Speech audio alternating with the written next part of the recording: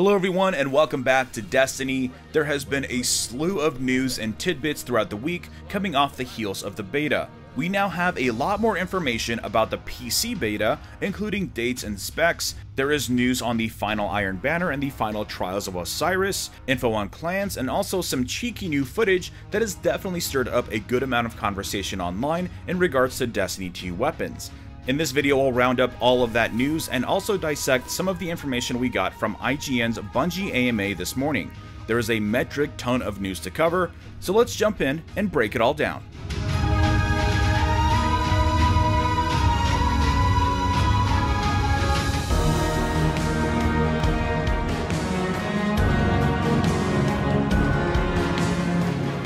I do want to lead with a reminder that my channel shirt is now available on pre-order. We have a week or so to hit the goal, so if you're a fan and want to support the channel, head on over to my merch store and help fund the shirt. There's also a discount code if you want to pick up both of my shirts at once, so be sure to check that out. On the news, I want to start with Bungie finally revealing the dates for the PC beta, as well as the recommended PC specs. The PC beta will begin for early access on August 28th, the open beta will be the next day, August 29th, and the beta will end on August 31st. So that's basically Monday through Thursday of that week, pretty short in comparison to the console beta, and sadly it doesn't include the weekend, but there isn't really a whole lot of content in that beta, so this is probably just fine. But on a much higher note, we finally have the recommended PC specs for Destiny 2, and as many of us had speculated, you can run this game on a potato. So to quickly run through them, the recommended specs are a Intel Core i5-2400 and an AMD Ryzen R5 1600X, and that is with an NVIDIA GeForce GTX 970 or an AMD Radeon R9 390 with 8GB of RAM. Bungie does also include a list of parts if you do wish to upgrade your machine for this game, and they do recommend an NVIDIA GTX 1050, which is pretty much where I would recommend being, especially if you want to go higher resolutions or if you want to get at least 60 frames per second. So basically, if you want to see if your PC matches, head on over to the This Week in Bungie blog, where they have a full, complete breakdown of all of the specs recommended. Now, they do warn us that these specs are recommended for the beta, and the final specs for the game could change, but I doubt it'll be too different. Basically, if you have an i5 or at least an NVIDIA GTX 1070, you should be set. These are the specs I recommended a way back during the reveal, and I'm glad they turned out to be true. Next, let's quickly recap the pre-order bonuses. Earlier this week, Bungie revealed the Cold Heart Exotic to be the first in-game item that will be pre-order exclusive. Since the reveal of that news, it has been confirmed on Twitter by Sandbox lead John Wisniewski that the weapon is Arc Element and is in fact a energy weapon, going in your energy slot. Really excited to see them shake things up with the weapon slots, and I hope we see more of that with other exotics. But aside from the Cold Heart, we also know a number of other pre-order exclusives that are making their way to most major retailers. The list of retailers include GameStop in the US and Game in the UK for the brick-and-mortar stores. Then we have Battle.net, PlayStation Store, and Xbox Store for the digital copies. So basically all of the major outlets that people will be most likely buying their game anyways. Besides Cold Heart, the second pre-order bonus is the Kill Tracker Ghost. This ghost will keep track of your kills during campaign and during the Crucible, which is pretty cool. The design is also pretty rad, with sort of the top half representing the Crucible and the bottom half showing the quest icon, I suppose representing the campaign. And aside from that, there will also be a salute emote. So if you pre-order the game from one of those retailers, you will be getting Cold Heart, the Kill Tracker Ghost, and the Salute emote. Everyone else who hasn't pre-ordered will be able to attain these items in-game starting December 5th. Which, if I was a betting man, I would say that that is probably the date for the first DLC. Now, in the trailer for the Kill Tracker Ghost is where things get really interesting. Basically, if you slow down the video and stop it in certain sections, you will see guardians that are wielding a very curious set of gold-plated weapons. And if you look carefully, you can make out what looks like the Iron Banner sigil on the side of the weapon. In this case, we have a grenade launcher.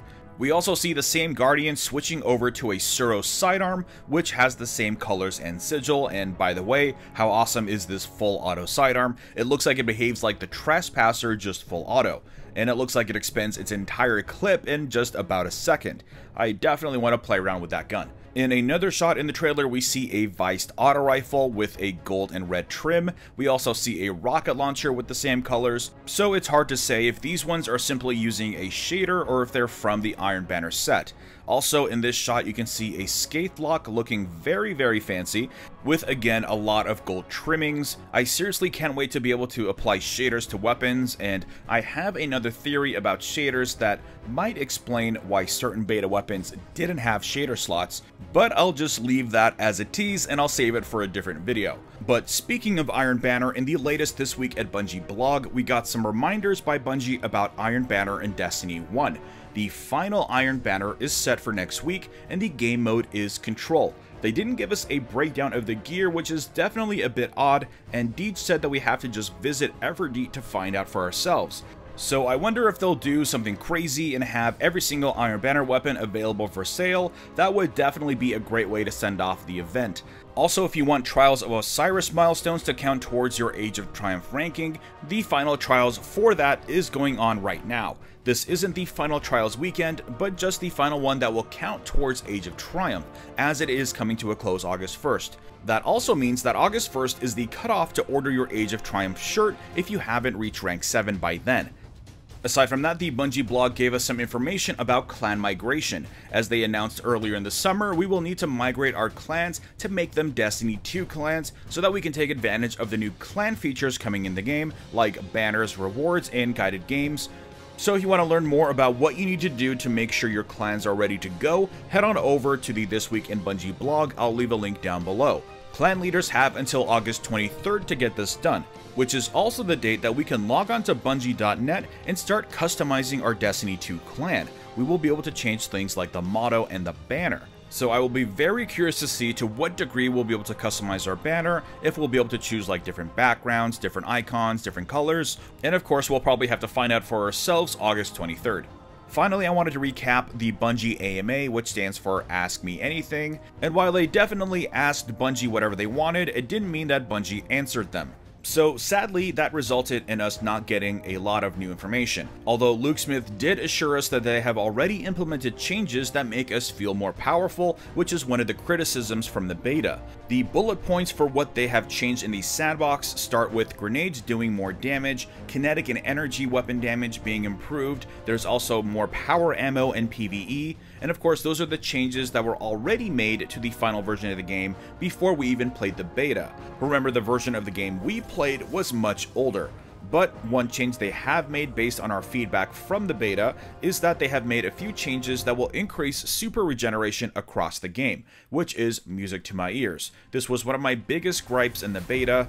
Tomorrow I will be posting my impressions on what we played that will also touch on these topics, so be sure to tune in for that. It's a long video, about 20 minutes long, and I wanted to make it somewhat interesting to watch. I didn't want to just play raw footage of a strike behind it, so that's taking me a little bit longer to edit, but it will be up tomorrow morning. But that was pretty much the only interesting thing coming out of the AMA. If you want to read the entire article, I'll leave a link down below.